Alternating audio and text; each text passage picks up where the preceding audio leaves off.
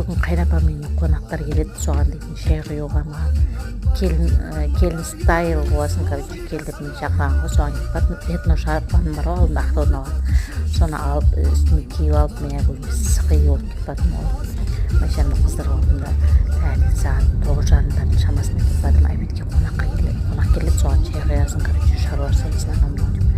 Соған кетіп бардырған жағдайым бар. Мен шапаным запущено өтінен ақтаудың алдым, сықи да цветі вообще шикарный, богатый.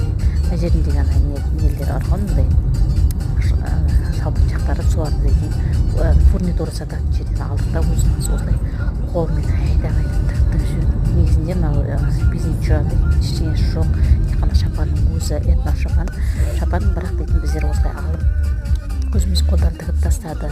Ал маған жол болсын, осылай барып қайтты.